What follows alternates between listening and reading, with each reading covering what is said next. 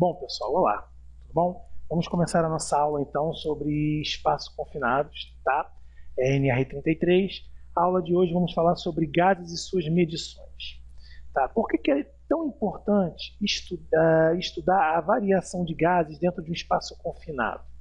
Tá? Porque ele dentro do espaço confinado, né, ele é uma grande ameaça à saúde do trabalhador, tá? E sendo que tem certos tipos de gases que não só podem agredir a saúde, como também podem agredir a vida do trabalhador até risco de explosão. Então, estudar, tá, a concentração de gases, como detectar, os tipos de gases que costumam se concentrar em cada espaço confinado é de suma importância, tá? Porque vimos nas outras aulas, até mesmo em exemplos e em vídeos, né, alguns acidentes de espaço confinado, explosões como tampa de bueiro, vimos isso, tá? Realmente vimos um rapaz, né, um adolescente ser arremessado a mais de 8 metros, porque estava tendo vazamento de gás e ele resolveu acender o fogo de artifício em cima desse bueiro e explodiu. Então, quer dizer, gases, tá, dentro de um espaço confinado é um perigo eminente e oferecido de risco de alto grau. Não podemos ignorar isso. Então, por isso temos que conhecer bem os gases e as suas medições, tá? Uma medição, tá, de verificação de concentração de gases deve ser executada antes da entrada do pessoal no espaço confinado para assegurar que nenhuma substância combustível ou tóxica esteja presente, assegurando também as concentrações de oxigênio são aceitáveis. Então, quer dizer, então, pessoal, é o seguinte, aqui temos que, antes de adentrar o espaço confinado, fazer a verificação, tá? Que tipo de gases, a quantidade, o seu percentual, tá? E o nível de oxigênio também. Por quê? Porque se tiver a níveis muito baixos, oferece risco à permanência do trabalhador, e com isso desmaios. E se tiver em alto índice, o risco eminente de uma explosão, incêndio, é inevitável. Então, por isso, temos que ter essa preocupação, tá? Para fazer medições à distância, os detectores multigases estão equipados com uma bomba e uma mangueira de extensão.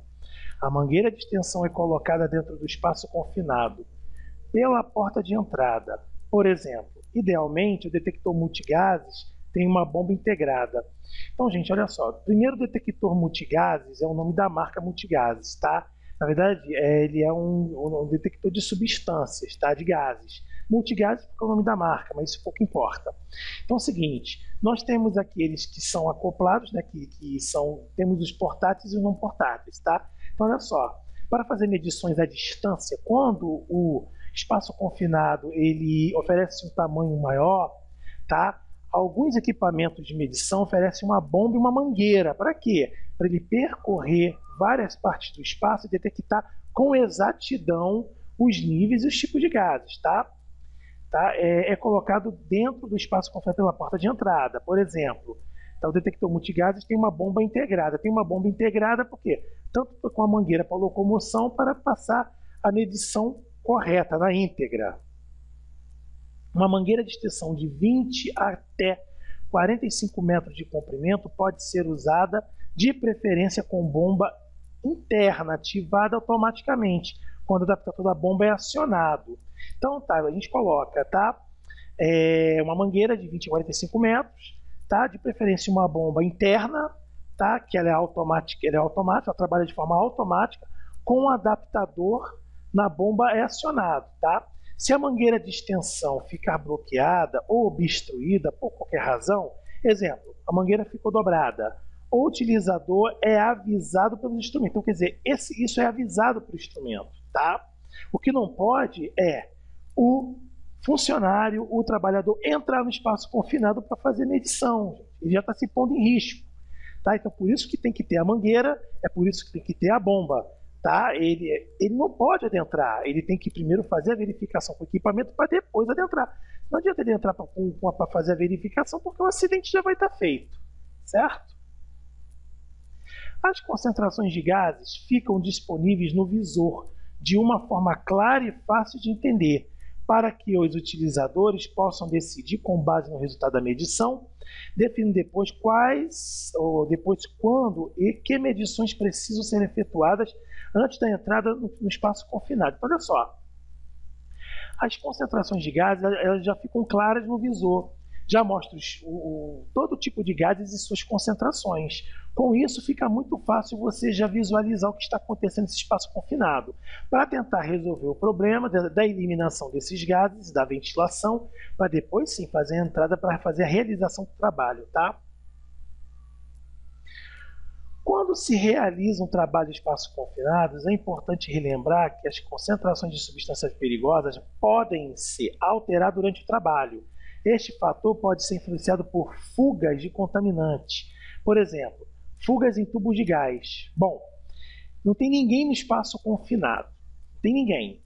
Vai fazer a medição. Beleza. Aí fez a medição, vai entrar, né, prepara todo o espaço, faz a oxigenação, né, usa um insuflador, exaustor, né, de ar, tudo como foi explicado anteriormente. Aí a frente de trabalho entra para fazer o trabalho no espaço, realizar a atividade no espaço confinado. As pessoas respirando oxigênio ali dentro, tá? Isso já vai fazer uma alteração no nível de oxigênio, né? E outra coisa também, se o espaço confinado ele oferece fugas de contaminantes como gás, por exemplo, logicamente que todo aquele gás que aqui foi retirado, ele vai aumentar seu índice, certo? Isso vai ocorrer um risco ao trabalhador.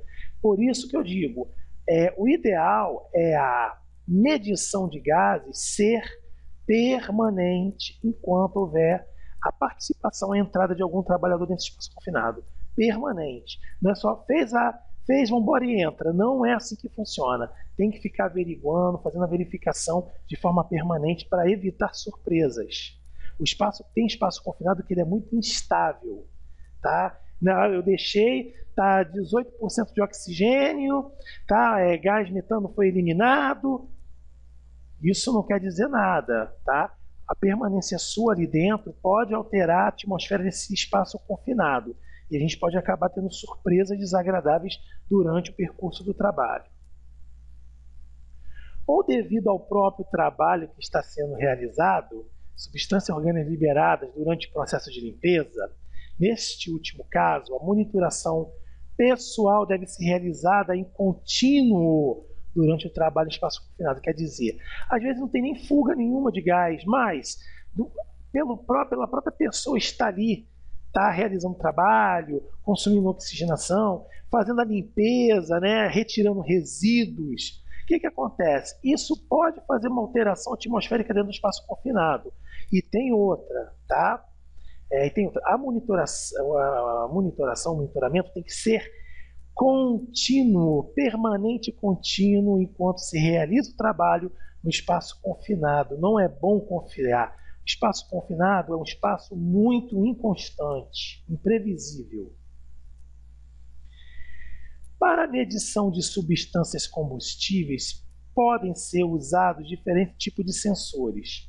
Na gama de porcentagem por volume ou limite inferior de explosividade, temos o Li, tá? Que a gente trabalha, tá no limite inferior de explosividade. Temos também o CAT-X, que pode ser usado sensores de catalíticos, são catalisadores, ou sensor infravermelho. Então temos três tipos aqui, tá? Temos o Li, que é o de limite inferior de explosividade, temos o CAT-X e temos o IR-X. Tá? Temos de explosividade, temos o catalítico e temos o infravermelho. Três tipos, tá, meus amigos? Explosividade, catalítico e infravermelho. Temos essas três maneiras de trabalhar. Claro que cada um ele vai ter sua qualidade, ele vai apresentar, vamos dizer assim, a sua falta de eficiência em algum aspecto do espaço confinado. É por isso que tem que saber detectar o tipo de gás, saber os gases que são oferecidos, os riscos, né, pelo espaço confinado. Então não é só se preocupar com o oxigênio, tem que se preocupar com os a mais que esse espaço vem oferecer. E lembrando, tá? Averiguação contínua e permanente. O sensor catalítico X trabalha com o princípio de oxidação catalítica de um pelistor de que resulta o valor da medição. Com este tipo de medição, a concentração de oxigênio deve ser igual ou superior a 10% do volume. Concentrações de oxigênio, esse oxigênio aqui não é com agudo não, tá pessoal? Houve registração, por favor. Com valores inferiores, inviabilizam o processo de medição e dão erros. Então vamos lá. Para você usar o famoso sensor catalítico, ele trabalha com o princípio da oxidação, ou através de um peristor. O que acontece? O nível de oxigênio deve estar igual ou superior a 10%. Se estiver abaixo disso, ele não vai trazer um resultado com exatidão. Espaços confinados com níveis de oxigênio muito abaixo vai dar erro na medição, tá? O sensor IR, de infravermelho, trabalha melhor em concentrações superiores de gases combustíveis, gama de porcento volume. Mesmo com baixas concentrações de oxigênio, o sensor muda para uma medição térmica de condutividade e o resultado da medição é apresentado em porcentagem por volume. Então, olha só, já esse tipo de medidor aqui é o seguinte, ele já trabalha com concentração superior de gases, tá? Mesmo que o nível de oxigênio seja baixo, tá? Ele não trabalha como sensor, ele trabalha como já uma medição térmica de temperatura. Então, ele já não apresenta problemas, ele já não tem essa referência à preocupação com o nível do oxigênio.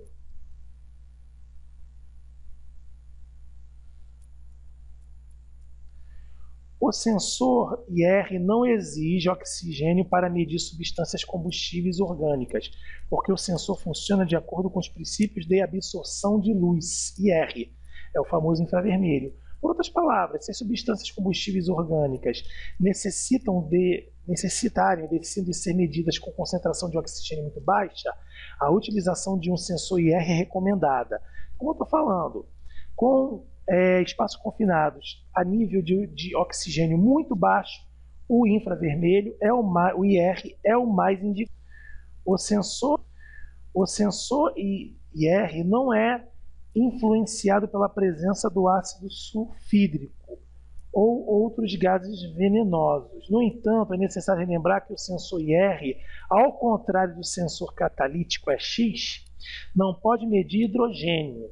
Por isso, a combinação do sensor catalítico X e R pode fazer sentido para determinadas aplicações que se pretendam.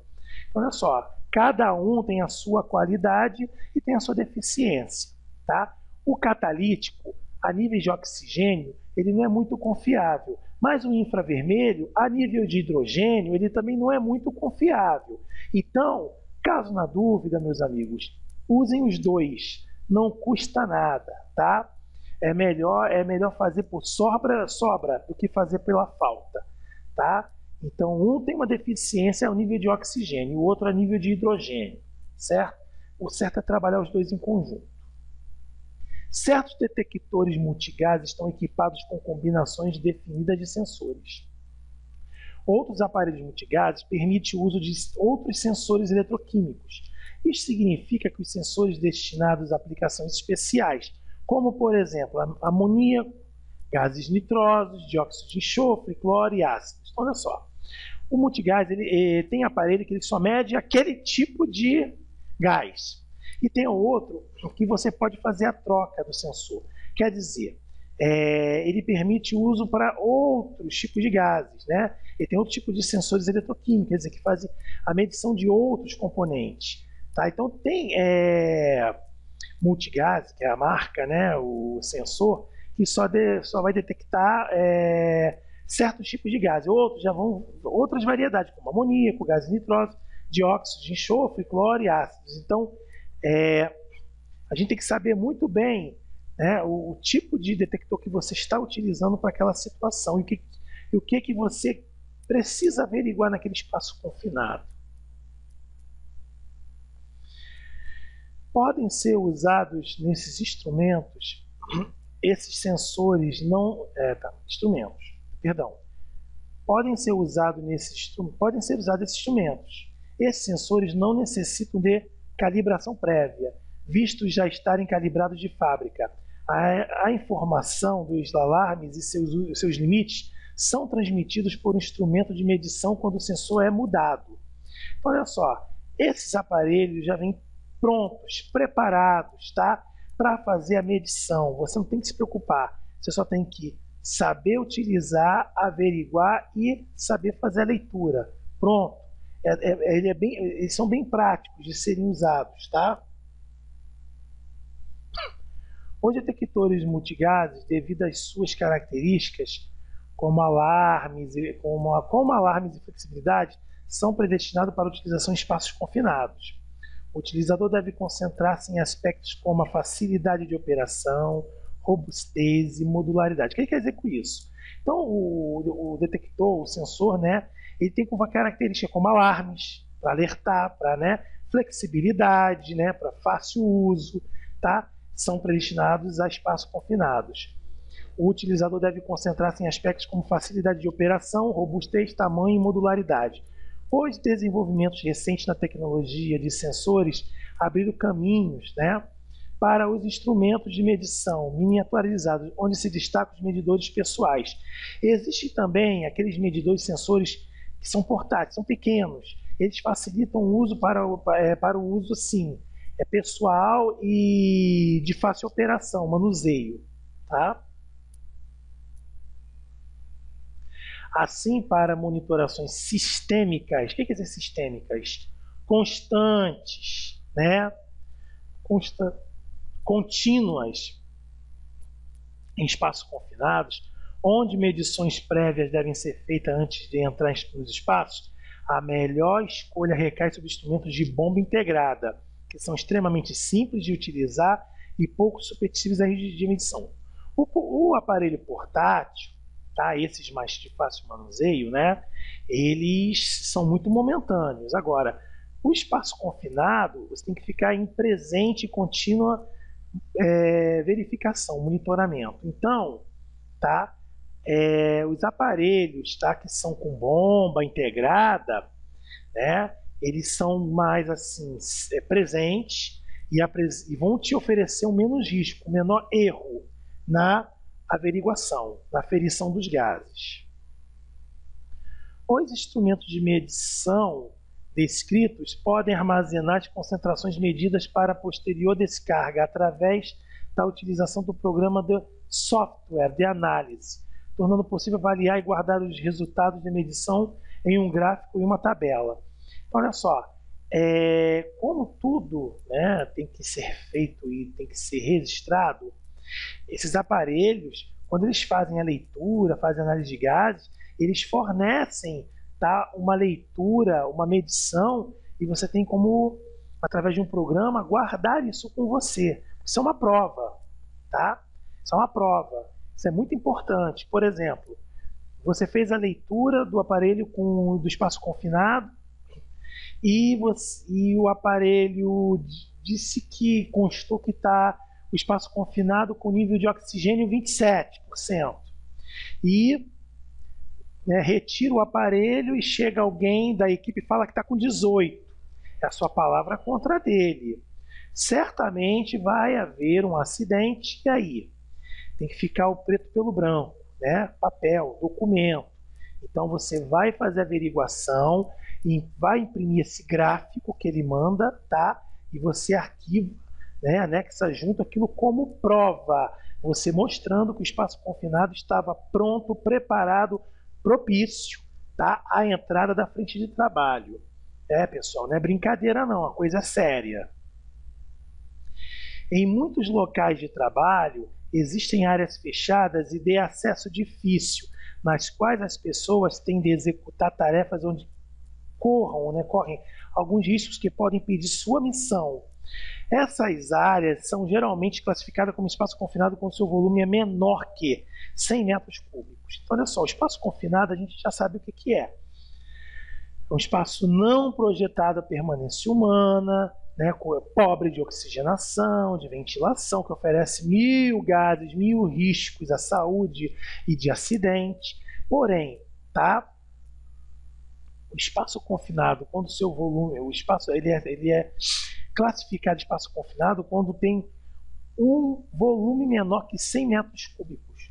Porque ele apresenta, ele tem a concentração menor de oxigênio, iluminação pouca, ventilação pouca, tudo que tem características, ou se não existe nenhum sistema de ventilação natural, o sistema de entrada e saída de ar constituído pelo homem, ou se estão abaixo dos 2 metros de comprimento, largura, altura, os espaços confinados encontram-se não só nas indústrias, nomeadamente em tanques, caldeiras, salas químicas, contentores ou diâmetro.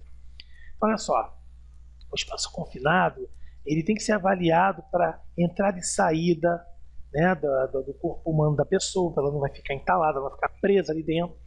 Isso tem que ser averiguado, tá? O espaço confinado, ele realmente não oferece sistema de ventilação natural nenhuma, sistema de entrada e saída projetada para o homem é uma só e muito mal, tá? Estão abaixo de 2 metros de comprimento, tá? E largura, altura. Bom, então é isso. E tanques, caldeiras, salas químicas, contentores e outros.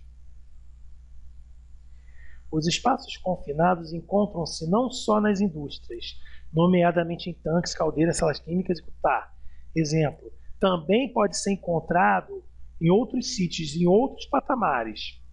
Adegas sem janela, poços e esgotos, oleodutos, minas, túneis, covas, valas, canais, tanques em navio, apoios de guindaste, pontes, além de seções ocas e máquinas, também são áreas consideradas como espaço confinado. Então, o espaço confinado, tá? Tem túneis, covas, valas, canais, tanques, tanque de navio, poços, esgoto, tudo isso é espaço confinado. Entra pobre de ventilação, entrada e saída restrita, tudo isso tem caráter de espaço confinado. O fato da entrada e saída de pessoas apenas se efetuarem por buracos do tamanho do homem torna a tarefa frequentemente difícil, mas a maioria dos espaços confinados eles apresentam essa entrada, tá? Muito assim limitada a entrada de uma pessoa só, né? Em caso de algum problema, a evacuação do espaço confinado ela é problemática, tá? Problemática e até as saídas e entradas de oxigenação nem tem muitas vezes. Então, aí é que fica o problema, devido à falta de espaço, a presença ou possível forma de substâncias gasosas, perigosas, assume particular relevância. É aquilo que eu falo, a concentração de gases, tá? É um fator que põe não só em risco a saúde, mas em risco, tá, a vida. Por quê? Porque pode haver explosão, não só desmaio, tá? Antes da entrada de pessoas em espaço deve ser assegurado que não existe concentrações perigosas de gases e nem nível alto de oxigênio, que isso provoca uma explosão. Além disso, a monitoração constante do espaço confinado, enquanto são executadas tarefas, é uma garantia que a missão é cumprida sem correr riscos. Então, olha só, a medição e a averiguação de oxigênio e de gases tem que ser constante e contínua, permanente, tá? E para não correr riscos desnecessários. Este artigo cita um grande número de exemplos práticos para ilustrar e evidenciar as vantagens do uso de detectores portáteis e de monitoração de gás em espaços confinados. Tá? Então fica também válido, tá, os detectores portáteis, que você também, né, depois que você usa a mangueira, a bomba, você faz a detecção antes de entrar, tá? Você usa o insuflador, o exaustor de ar, oxigena, tudo. Aí você entra com um portátil. Para quê? Porque você vai averiguando. Você vai trabalhando, mas você vai vendo que aquela atmosfera está propícia. Porque se não tiver, meu amigo, para tudo e faça o reparo, para não ter consequências maiores. Bom, meus amigos, é isso aí. Estou finalizando essa aula hoje, tá? Gases e suas medições. Tá? A gente se vê numa próxima aula, tá? Vamos continuar nossos estudos e aquele abraço. Valeu!